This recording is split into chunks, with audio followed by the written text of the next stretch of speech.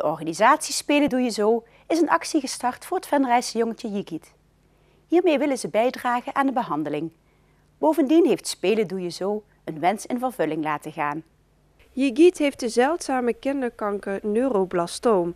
Om een behandeling in Amerika te kunnen bekostigen is er flink wat geld nodig.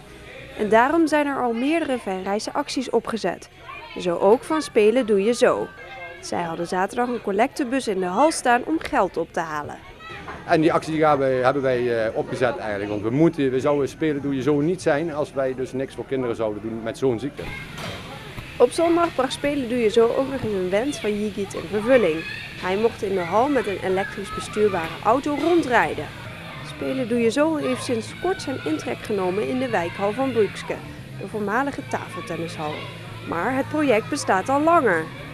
Spelen Doe Je Zo bestaat inmiddels 1,5 jaar. We zijn begonnen door Peter Huis eigenlijk. Die kwam eigenlijk met het idee om kinderen een beetje van de straat af te houden enzovoort. Er werd niet zo heel veel voor kinderen eigenlijk georganiseerd, op buiten dan, laat ik het zo zeggen. Dat was eigenlijk ook het idee. Toen is Peter bij mij geweest en ik heb verder uitgewerkt. Dus samen met Peter, we hebben uit eigen zak een grote trampoline gekocht. En daar is het mee begonnen en we zijn toch best wel groot geworden. Hoe is het nu om deze plek te hebben? Ja, dit is gewoon te gek voor woorden. Meer kan ik er niet van zeggen. Dit is gewoon mooi. Voor de kinderen is het leuk. Voor de ouders zelfs, want die zeggen zelfs ook van dit is nou echt iets leuks hier in Venray. Tijdens Spelen Doe Je Zo kunnen kinderen op zaterdag de hele middag spelen in de hal. Uniek, want dit is de enige binnenspeelplaats in de regio.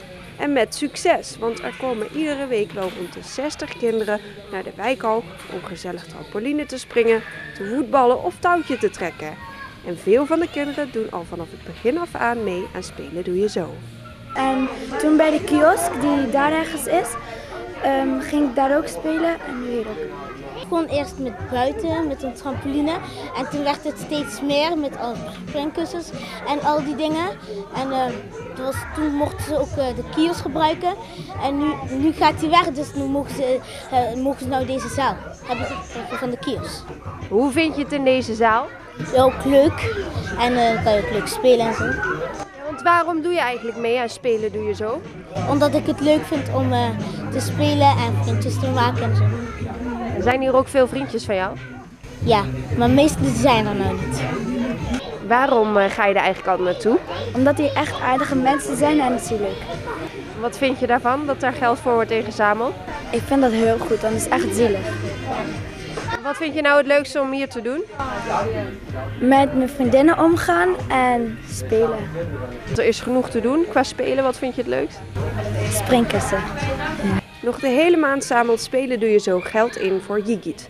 Ook in het wijkcentrum De Kiosk komt de collectebus te staan.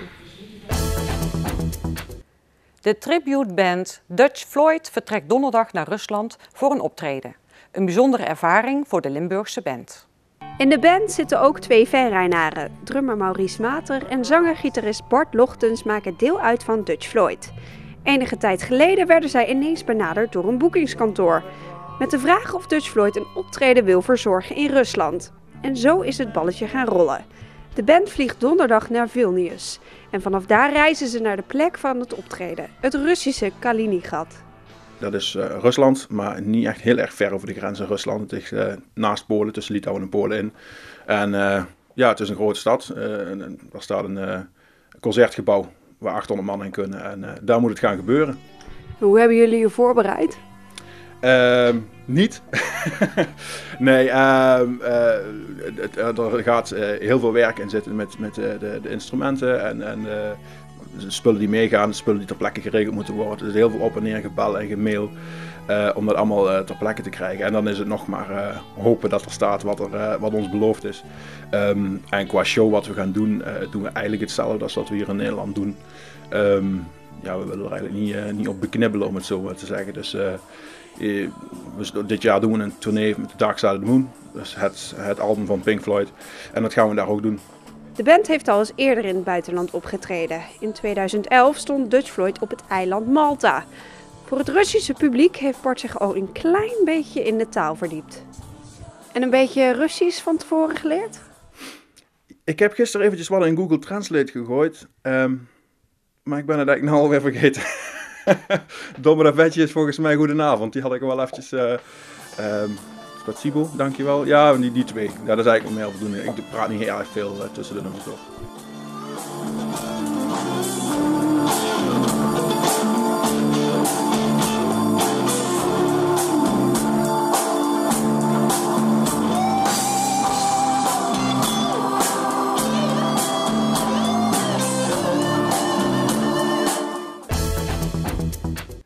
De sloop van het Vincentiushuis is in volle gang. Alle gebouwen op het terrein van Vincent van Gogh moeten verdwijnen om plaats te maken voor nieuwbouw. Het Vincentiushuis vindt zijn oorsprong nog in 1880. Toen werd een klooster gebouwd waar de zusters van het Sint-Josefsgesticht arme, zieke en weeskinderen konden verplegen. En over deze geschiedenis bestaan nog mooie verhalen. 125 jaar geleden was meneer Poels, die woonde hier in de omgeving en die heeft toen in zijn grootmoedigheid 25 gulden gebracht. En daarmee konden de zusters en de mensen die hier woonden konden een stukje vlees kopen en wat drinken voor tijdens de kerst. Dat is wel mooi in de symboliek, 125 jaar later. En hier staan we dan. Het oudste deel van het Vincentiushuis dat op dit moment wordt gesloopt stamt uit 1935. Al lange tijd bleek dat het gebouw niet meer voldeed aan de eisen van de ouderenzorg. De kamers waren er te klein en er was geen uitloop naar buiten. In 2009 tekenden de Zorggroep en Vincent van Gogh een intentieverklaring voor een nieuwbouwproject op het terrein. Een unieke samenwerking, want het is voor het eerst dat de twee instellingen optrekken in een bouwproject. De partijen denken elkaar in de toekomstige nieuwbouw te kunnen versterken. Nou, wij denken dat we in de samenwerking van de zorggroep heel veel kunnen leren als het gaat om zorg en welzijn en het creëren van een mooi klimaat voor mensen met dementie. Wij kunnen daar denk ik heel veel leren als we meekijken en meehelpen in de ontwikkeling daarvan. En ik denk dat de zorggroep ook wel het een en ander van ons kan leren in de samenwerking. In een groepswoning daar wonen 7 mensen met dementie. En wat wij zien is met name de laatste jaren dat er cliënten binnenkomen die toch in de laatste fase van hun proces verkeren. En dat betekent dat we ook vaak te maken hebben met mensen met ernstige beperkingen, soms ook met milde psychiatrische stoornissen. En daarbij kan de expertise van Van Gogh heel goed helpen. Dus wat we creëren is een soort omgeving waarin mensen wel hun eigen plek hebben, maar waarin we de expertise ook naar de mensen toe brengen. En of die nou van ons komt of die komt van Van Gogh, dat gaan we in de toekomst mooi uitzoeken. Er komen in totaal 12 groepswoningen. In iedere woning is plaats voor 7 cliënten. Het gaat dus in totaal om 84 oudere bewoners. Dit worden 70 dementerende ouderen van de zorggroep en 14 oudere psychiatrische patiënten van Vincent van Gogh. Zij krijgen een plek in de nieuwbouw die met 2 verdiepingen veel lager wordt dan de hoogbouw die er nu nog staat. In een soort straat, waarbij aan de linker en de rechterkant 4 woningen staan. En daarbovenop, dat is de eerste verdieping, en op de begane grond kan ik beter zeggen. En op de eerste verdieping bouwen we nog 2 keer 2 woningen. En het aardige is dat op die verdieping mensen ook een terrastuin maken we daar. Van een omvang waar ik thuis jaloers op zou zijn. Als alles volgens planning loopt, is de sloop in januari klaar. De verwachting is dat de nieuwbouw voor de zomervakantie 2015 is afgerond. 3 VWO 6-leerlingen hebben deelgenomen aan het VWO-talentenprogramma van de Radboud Universiteit Nijmegen.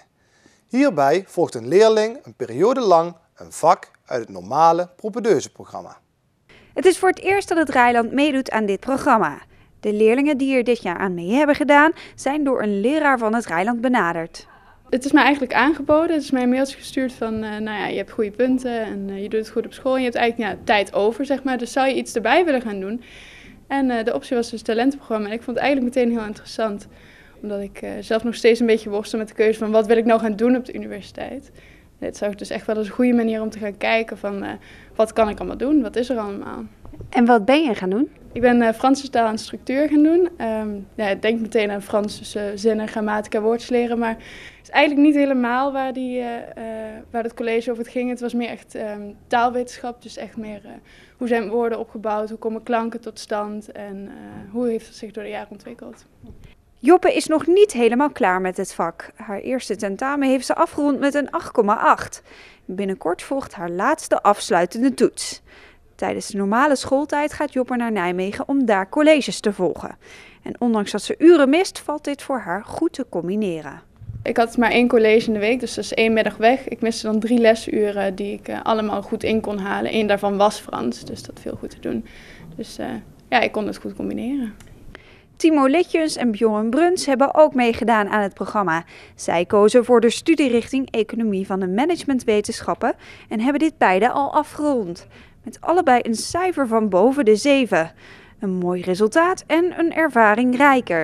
Het was leuk om daar rond te lopen op de universiteit en toch wel nieuwe kennis te vergaren zo. En ja, leuk om ook tussen de eerstejaars te lopen. Was je geen buitenbeentje daar? Nee, absoluut niet. Nee, we zijn naar mijn gevoel helemaal geaccepteerd daar. En ja, ze kwamen er pas later achter eigenlijk dat wij helemaal niet op de universiteit zaten eigenlijk. Ja, heel interessant. Ja, we zijn 3 dagen in de week gingen we daar naartoe, 8 weken lang. En gewoon tussen de eerstejaars studenten, propeduisstudenten. En we hebben eigenlijk gewoon ja, precies hetzelfde gedaan als zij, Economie van de Managementwetenschappen. En ja, dat was eigenlijk een inleidend vak voor de studie Economie en Bestuurskunde. En ja, het was heel interessant, ja. Ja. En hoe was het niveau van het vak daar op de universiteit?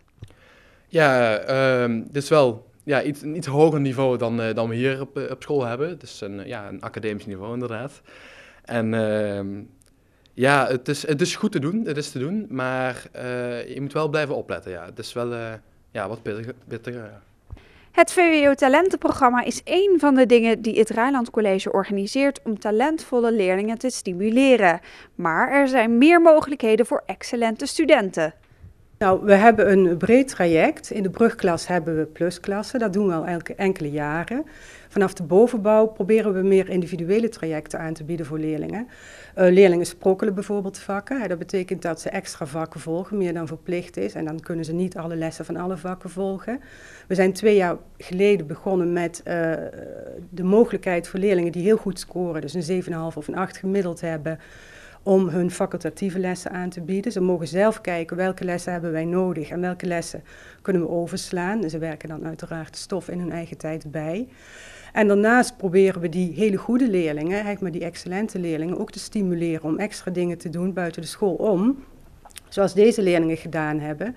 Bijvoorbeeld door masterclasses te volgen of een propeduizenvak op de universiteit. Het stimuleren van talent past in een recente landelijke trend. Pas sinds enkele jaren wordt er in Nederland meer aandacht besteed aan leerlingen die ver boven gemiddeld presteren. Het Nederlands onderwijs staat erom bekend dat het heel goed is in het werk aan zwakke leerlingen. Die houden wij goed binnenboord. En ik denk dat de afgelopen 20 jaar er veel te weinig aandacht is geweest voor de hele goede leerlingen. Dat er een soort idee was van, nou, goede leerlingen komen er toch wel. Maar leerlingen die ook op VWO 5 en 6 echt ver boven het niveau van een gemiddelde VWO-leerling zitten, komen natuurlijk tekort in dat systeem. En dat wil het Rijnland College nu juist voorkomen. De eerste resultaten van de leerlingen die het VWO Talentenprogramma hebben gevolgd, zijn voor de organisatie een bewijs van succes. De komende jaren breidt het talententraject zich nog verder uit.